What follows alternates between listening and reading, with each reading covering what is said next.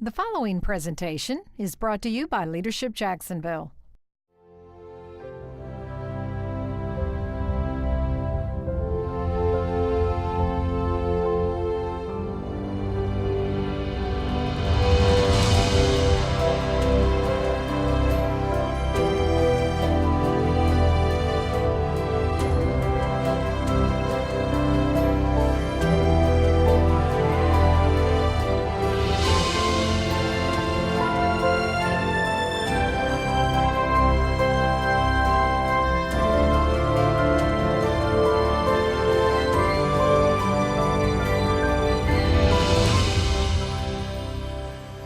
On any given day, hundreds of Jacksonville citizens travel on or pass by a little side street off of Riverside Avenue called Shircliff Way. Leading into St. Vincent's Healthcare, Shircliff Way is marked by a street sign that is adorned with a bow tie. But why the bow tie? Who is Shircliff? And why here at St. Vincent's? And did you know that there really is something called the Shircliff Way? I'm Kent Lindsay, and welcome to this edition of the Jacksonville Legacy Series. Join us now for a conversation with one of Jacksonville's most extraordinary business, civic, and philanthropic leaders, Robert T. or Bob Shircliff. Bob came to Jacksonville in 1967 as president of Pepsi-Cola Allied Bottlers. Later, Bob founded an equity consulting group serving firms nationally from his office in Jacksonville. And during various times, he functioned as president of the National Pepsi-Cola Bottlers Association and as a director of General Cinema Corporation, Atlantic National Bank, Shoney's, Everbank, and many others. Bob's interest in art, education, health, and music led him to serve as president or chairman of literally dozens of boards in our community, from the Jacksonville Chamber to the Cummer to Jacksonville University, from the United Way to the Symphony, and many, many more. Bob has helped to raise in excess of $200 million for charitable organizations and over $75 million for St. Vincent's. Bob's vast influence can be seen and felt all over Jacksonville. Described as a simple, loving, and humble man of great faith with a leadership style that is focused on the mission, creating a sense of community ownership, the Shircliff Way has made a huge difference in Jacksonville. Welcome to our home. We're glad you're here. Okay. All right. I love all your art around Well, here. thank you. Thank you. Nice to have you here. Well, it's nice Great to be here. What a nice day this is going to be. Mine. Well, you can teach Yeah, you yeah. how to do the bow Yeah, you need tie, to teach me how to too. do the bow tie. I want to learn how to do the bow tie.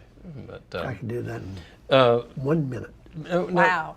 He ties his shoes. I see he's got is that- shoes that tie up. is that bad? No, it's good. Okay. If you do that, Really? Oh, Is that yeah. how simple it is? No. it is. It's simpler because you don't have to bend over. You just. When did you start wearing bow ties?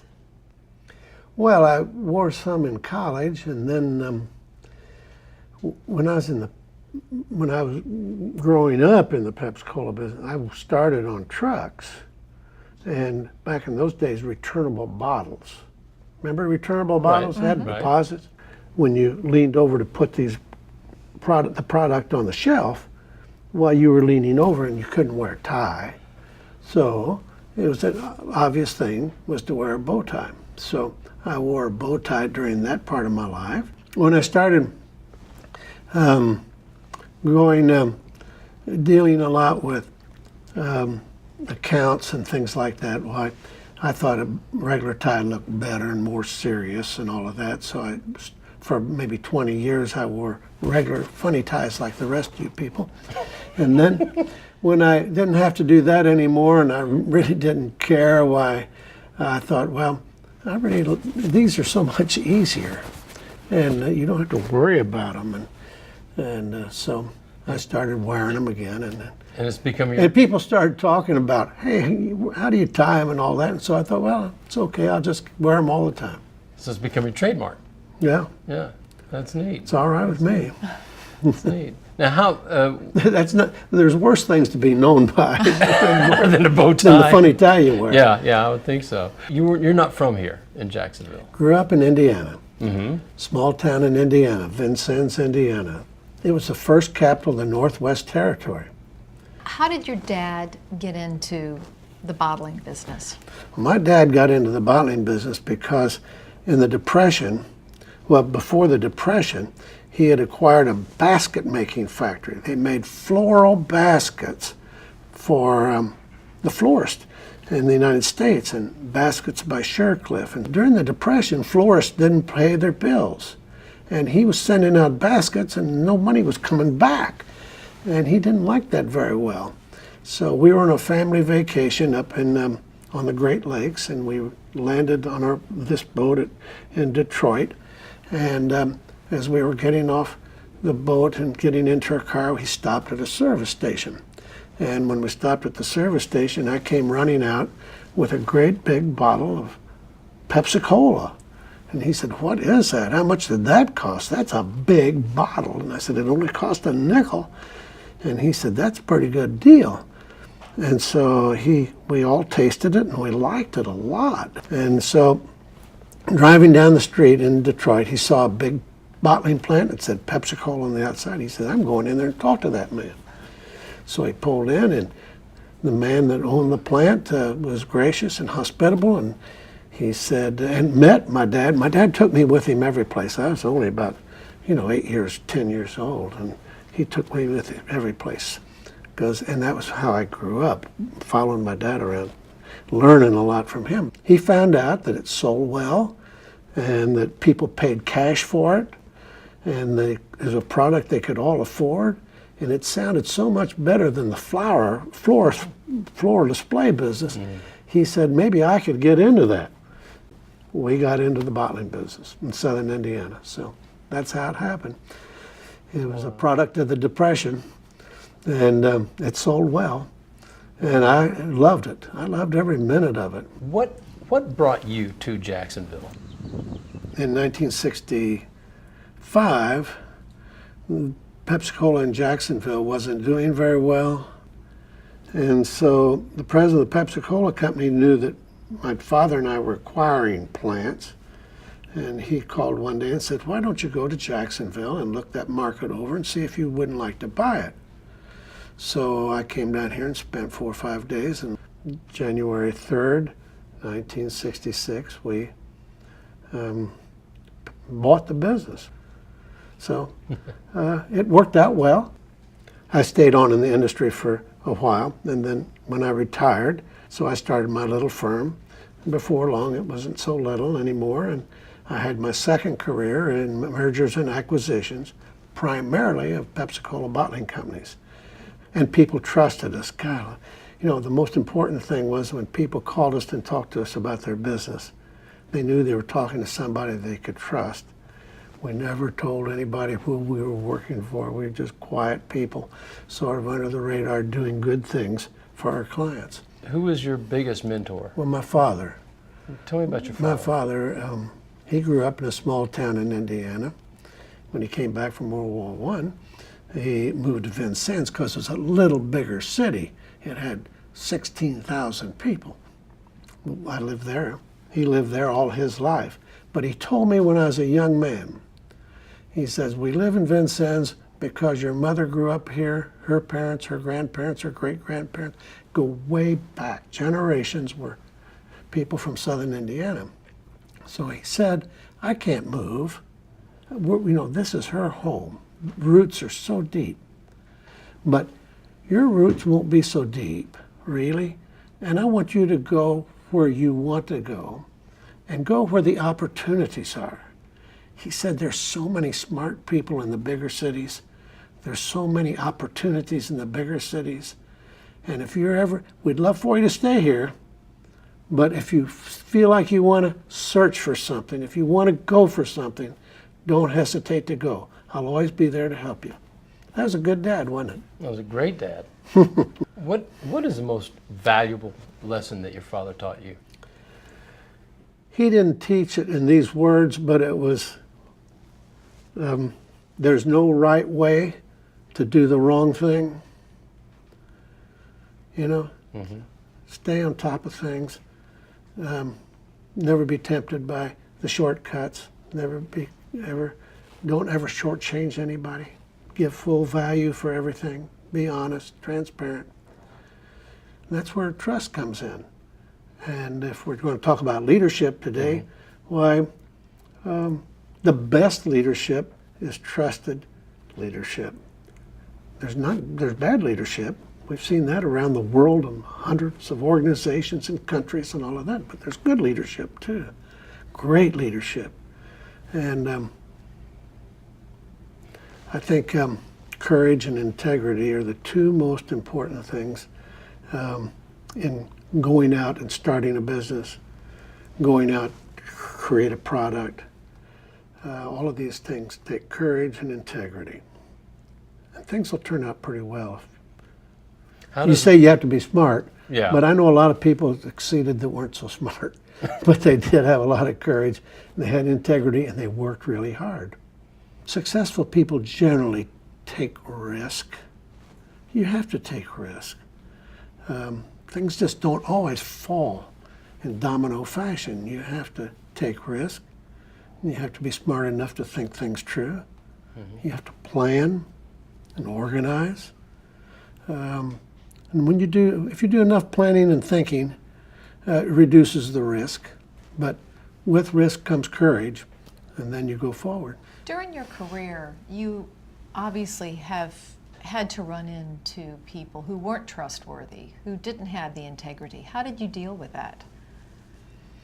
Well, some of my partners could tell you that they didn't stay around long. You know, one thing you know is that you are known by the company you keep. And you can select who you want to be associated with. You can select who you want for your friends. And if you want to be a leader, associate with leaders that are good. And if you want a good life, stay with good folks. That's how you deal with people you don't trust or you don't agree with. You just avoid them. Is there a time as a leader that you've had to compromise? Always. Such as? Always. What's an example? Well, in business every day, if you don't constantly readjust goals, you know, you start with your goals and then you readjust them to reality, and that's a compromise, isn't it? And if you change a budget, isn't that because people tell you that it isn't going to work? Isn't that a compromise? There's compromise in everything. How do you go about making a tense situation more productive and a better situation? Been in a lot of those where there's people at the table or at your office or in public that are outspoken and running against the tide, so to speak. Had a lot of that. And the best thing I ever have found to do is to put myself in their position. And that's kind of hard to do. But they're sitting here and we're against them and they're mad. Or they're mad and they want to take it out on us. Well, try to put yourself in their position. Have they been hurt? Or have they been offended? Or have they been ignored? Or what the heck's going on in their minds? Think about it. People who are really upset and come at you have a mindset that most of the people around them don't have.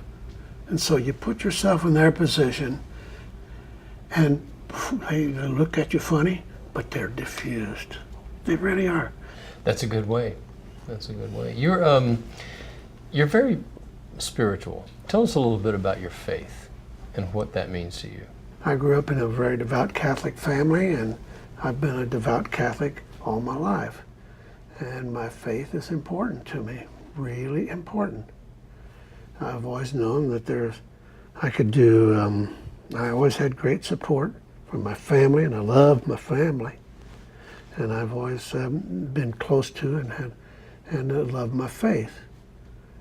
And as I've said in life,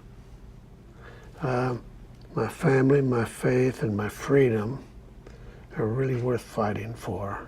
How do you start your day, each day? My greatest blessing in life was marrying Carol.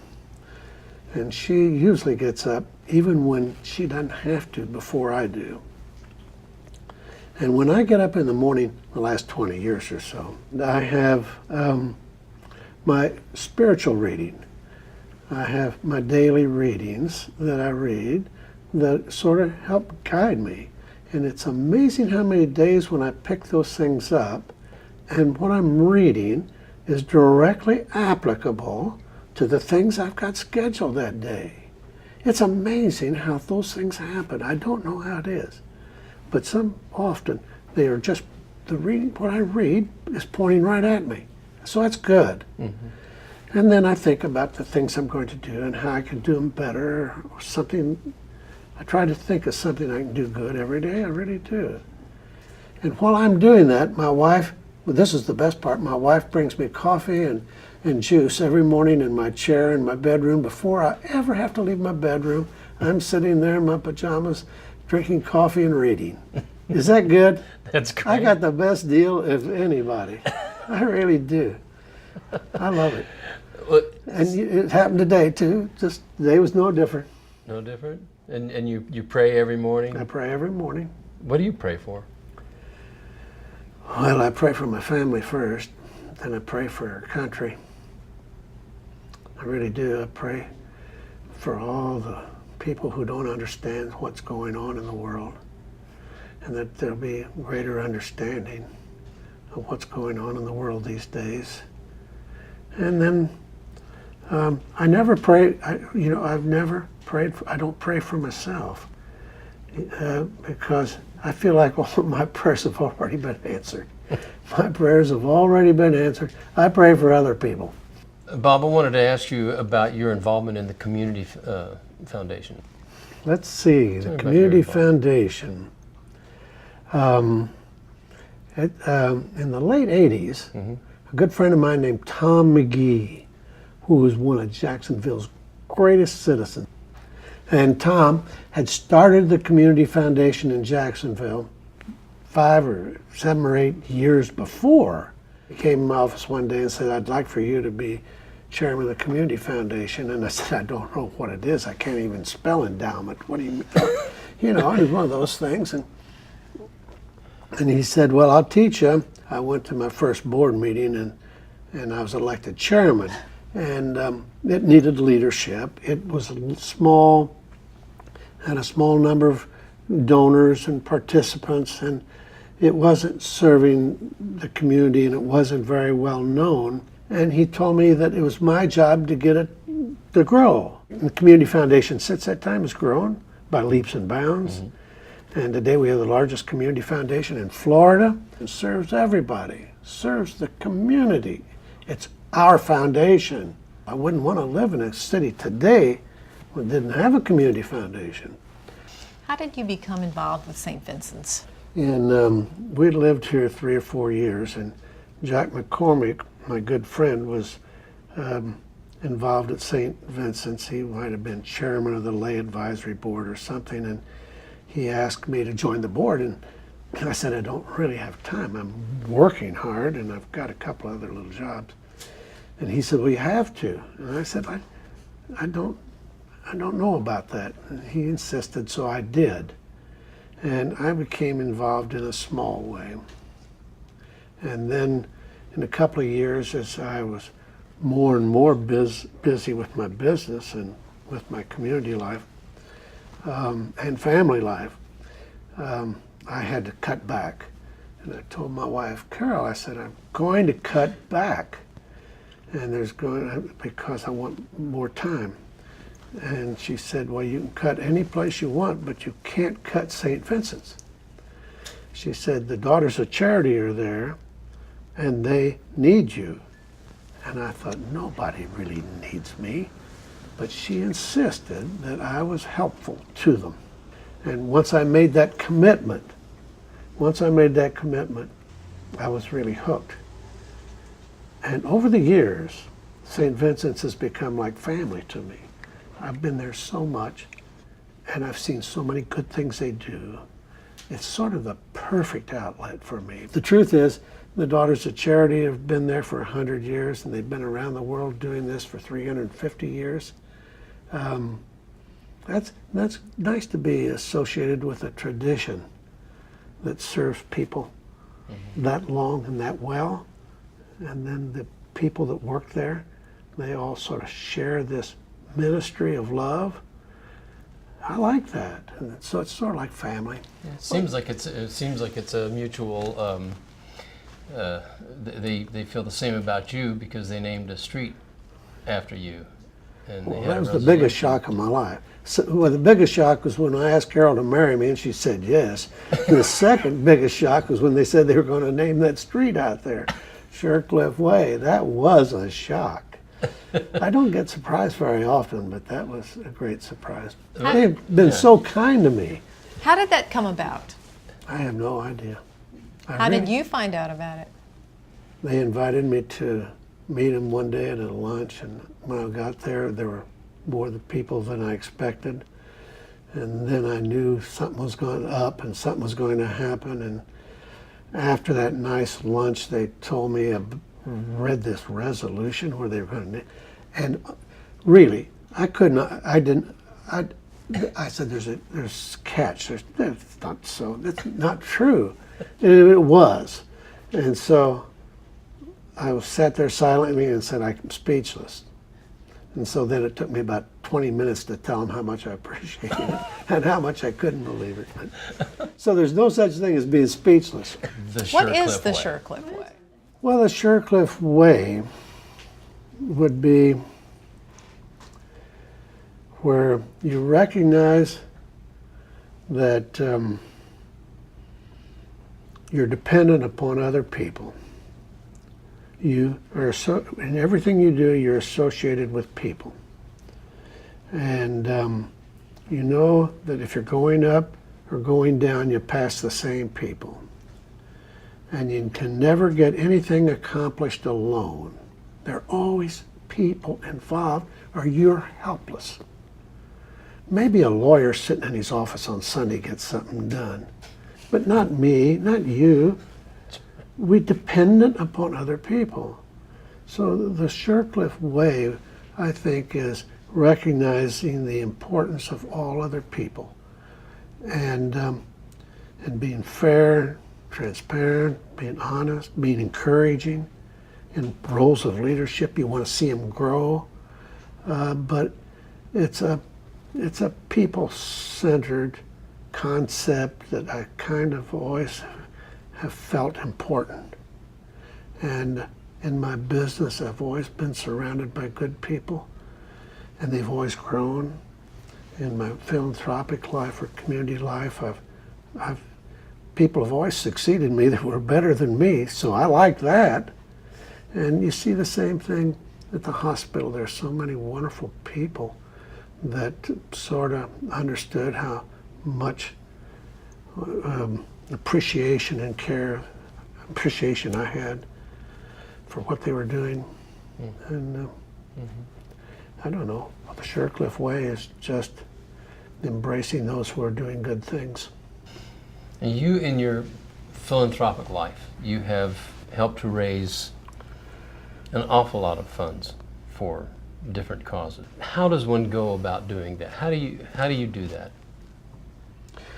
You can't ask people for money to give to something you don't believe in with all your heart. The hardest thing to do is to ask people for money for something you don't believe in. That doesn't work.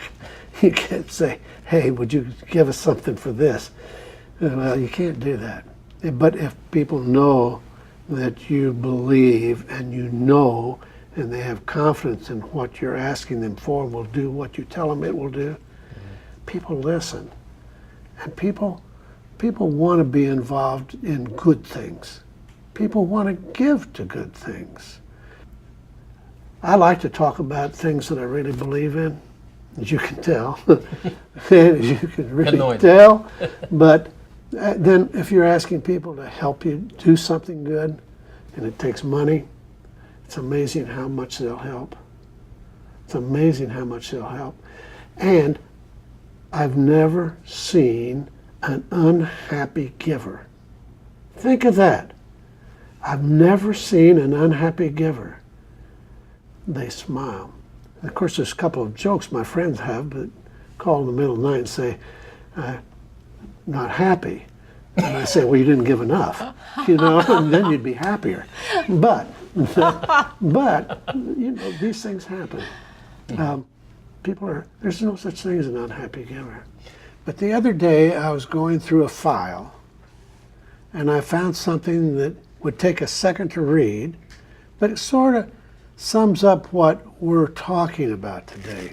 And it was by Ralph Waldo Emerson. It was called Success. Are you familiar with this? I want to hear you read it. To laugh often and much, to win the respect of intelligent people and the affection of children, to earn the appreciation of honest critics, and to endure the betrayal of false friends, to appreciate beauty, to find the best in others, to leave the world a little bit better, whether by a healthy child, a garden patch, or a redeemed social condition. To know that even one life has breathed easier because you have lived, this is to have succeeded. What is one of your proudest achievements? You've done so much. You've helped. know. And then what is one of your most proudest achievements? Let's see. You know basketball coach Johnny Wooden? You remember him? Yes. I think he said that a perfect day is when you can go out and do something for somebody with no expectation of reward. And I try to have that perfect day as often as I can. We hope you've enjoyed just a little glimpse into the life, leadership, and legacy of Bob Shircliff. To view this program again or to see extended interviews, log on to www.leadershipjacks.org. Thank you for watching.